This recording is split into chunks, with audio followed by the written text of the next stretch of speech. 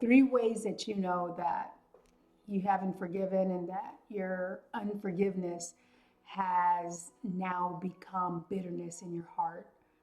One is that you have got to the point where you have isolated yourself from those that used to be really close to you. You've built walls around you, and you have, uh, on a day to day, make a decision, and you're intentional on keeping those walls up and being protective of your heart.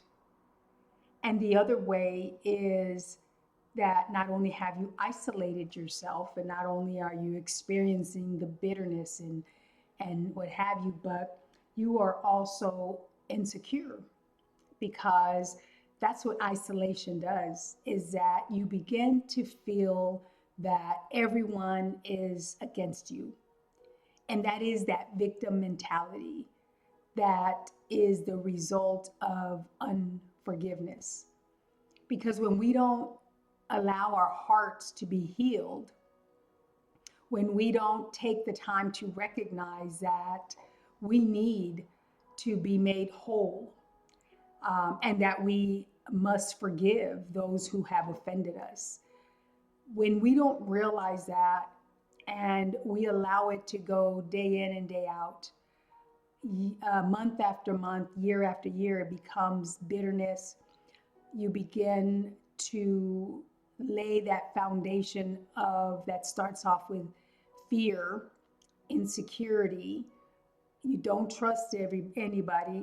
Everyone is out to get you. Well, I'm here to tell you that if you want to live a better life and if you want to be free from all of that, you're going to have to let people in.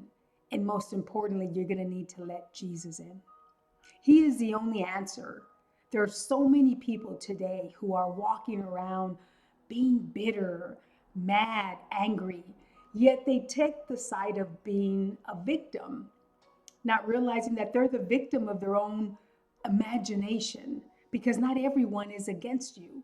Not everyone is out to get you. God isn't. And even if that person is out to get you, they already have you simply because you see them as your opponent. You see them with eyes of a victim. So you've already created a world of victimhood, if there's such a word. You created that, you surrounded yourself, you insulated yourself. You feel that you are protected if you are alone, if you are isolated from the outside of those that are around you, because there is someone out to get you. That's a severe um, symptom of being a victim. Anywhere where there is isolation, that is not where God has ordained, because God will call us to a place of isolation, but we don't isolate ourselves from people with the purpose of protecting our heart, but it's because God wants to have a time of intimacy with you. So we have to be able to discern the difference. But if you're feeling bitter in your heart and you feel that everyone is out to get you, and you're feeling insecure of being around the people you used to be comfortable with, that is not normal. It's not. Normal is when you can live life free, because that was the reason why Jesus came, that we would have life and have it abundantly, not death. So if you are experiencing that, you find yourself in that place, invite Jesus into your heart. Invite him to heal your heart. You may have one time asked him to enter into your heart. Someone just mistreated you, either a friend, a lover, a spouse, a coworker, even your boss. It's not always a romantic um, burden that we carry. Sometimes it's because we put our hope in something else.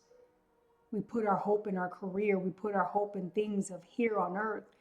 And if they fail us, situations and circumstances happen and they fail us for whatever reason. And when we don't take the time to ask God to show us, then we don't grow and we take the side of being a victim. But if we invite Christ to just heal those wounds and begin to restore us to who he wants us to be, who he and how he sees us, you will find that you will experience life more abundantly only through Jesus Christ. Because even if you recover everything that you have lost, that has created that disappointment, that hurt, that bitterness, even if you recover that, simply because you have become a victim, you wouldn't know what to do with it and there wouldn't be any appreciation and it wouldn't last. Because you've created a world where only you, yourself, can understand it. And no one from the outside can get in, and the real you can't get out. So invite Jesus into your heart. Invite him into those dark places. He already knows. He's just waiting for you to let him in. And he will do the impossible. Just ask him and see. I know because I've been there. I haven't isolated myself, but I've been in positions where I had to forgive those who have hurt me, those who have abandoned me. And because I did it quickly, I was able to experience the life more abundant. Not in stuff, not in things, but the abundance through the revelation of who God is. He is my protector. He is Jehovah Nissi, the one who covers me, the one who sees me, El Roi. That is who he is. So if you invite him in, he will do for you what he did for me.